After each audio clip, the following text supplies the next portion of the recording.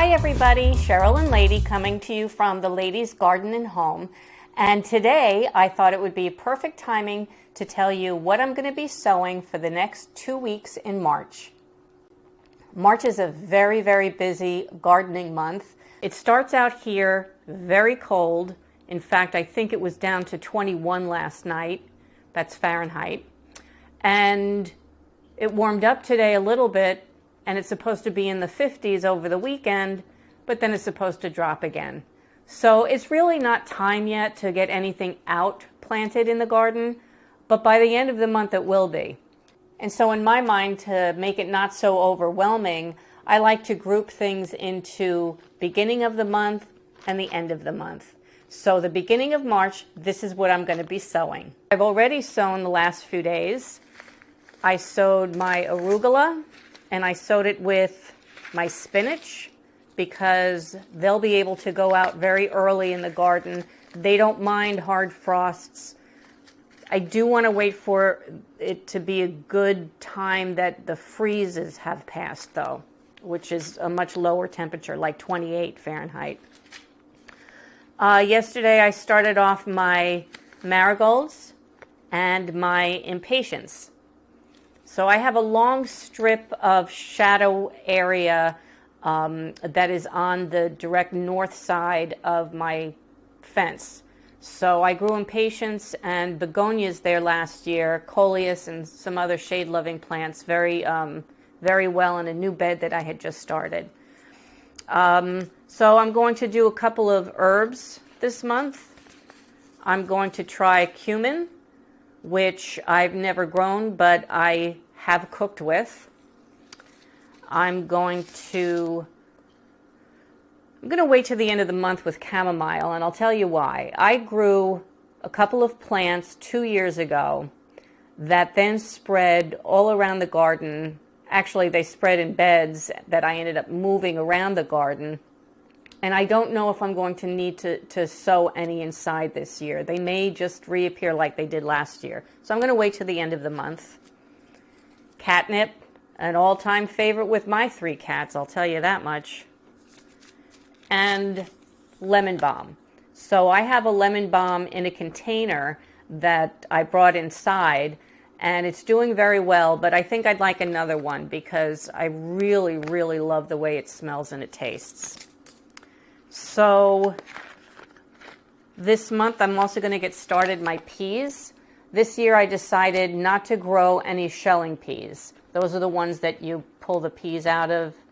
They're very cute, but they are really a pain in the neck to shell. And then by the time you shell them, maybe you have like a bowl of peas. So this year I'm going with the Sugar Snap, 2 varieties. One is the Super Sugar Snap, and the other one is, what is this? Oregon Super Pod, because I really, really love the flavor. These don't usually even make it out of the garden because I snack on them every time I go out. But I think I'm going to get more bang for my buck with these. And then I'm going to sow my tomatoes.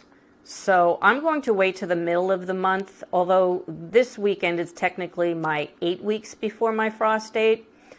I don't end up putting them out usually until around Mother's Day because we have been known to have frosts come in and tomatoes don't like frost. These are some of the varieties that I'm trying for the first time this year that have come highly recommended. One is Midnight Snack Hybrid. This is a hybrid, so I'm not going to be it's not an heirloom, so I'm not going to be able to save the seeds from it and get an exact replica of the plant, but unique indigo type cherry tomato that ripens to red with a beautiful glossy black purple overlay. Interesting. It also says it's an indeterminate. Indeterminate tomato plants will continue to grow until they get killed by a frost, whereas determinate tomato plants, they have a determined lifespan, and they basically give all of their fruit at once, which is great if you're growing tomatoes to process them in sauces and ketchups and that kind of stuff. But this is a snacking cherry tomato. Then this is Sun Gold. Sun Gold Hybrid. Everybody always raves about the Sun Gold cherry tomatoes, so I'm going to try it. Another cherry tomato is this yellow pear cherry tomato. It looks really cute. I bet you that's going to be awesome in salads and things like mini caprese salads and that kind of stuff. Yum. Then I'm trying 3 different types of sauce tomatoes because I really, really want to get my my sauces made this year, my tomato sauces. Of course, in my family we used to call it gravy, but my son put an end to that when he got made fun of in school by his Italian friends. So there's, you know, that old debate, is it sauce or gravy? Just saying, we used to say gravy. Now I'm not allowed. Anyway, so this is a San Marzano. Now, San Marzanos are very, very well known for the particular area, San Marzano in Italy. And to be packaged commercially and be a legal San Marzano tomato, it has to be approved by the Italian government that it was actually grown there. However, I'm in America. Yay! Then I'm trying the speckled Roman tomato. It's a yellow streaked sauce tomato. Sounds interesting. I do like tomatoes on the yellowish side because I find they're a lot less acidic. And then this is called Cesar's Canestrino de Lucca tomato. I hope I said that right. Anyway, it's an odd-shaped sauce tomato. The difference between a sauce tomato and something that's like a slicing tomato is that a sauce tomato has more pulp, less seeds, so that you get the meat of the tomato for when you're making your sauce. And then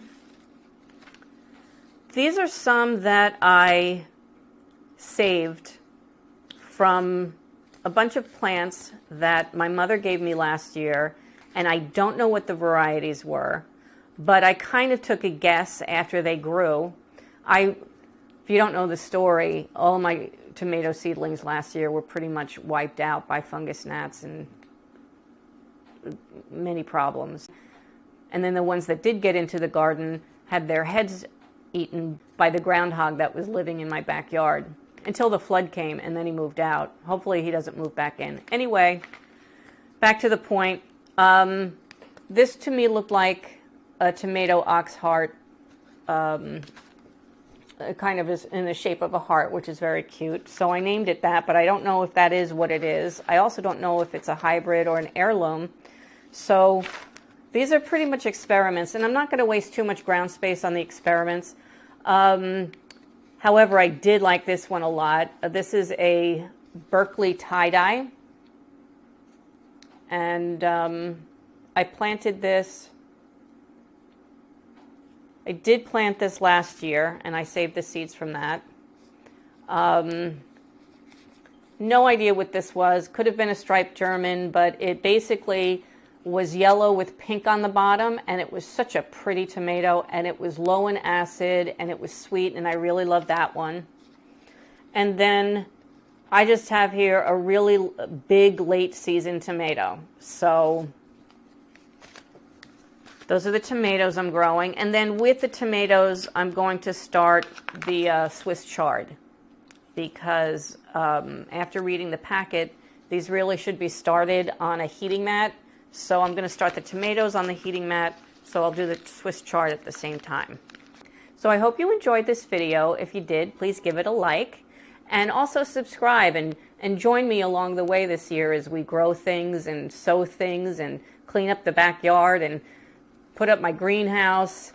And what else are we going to do? Clear off the beds and get it ready for planting. I hope you've been inspired to start your own garden this year, even if it's a little garden. If you haven't realized before how important it is to have some food security before, I hope you realize now. Now's the time to do it. From the Lady's Garden Home, thanks for joining us today. Enjoy your gardening journey.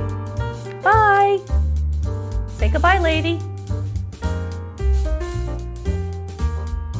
Lady says goodbye.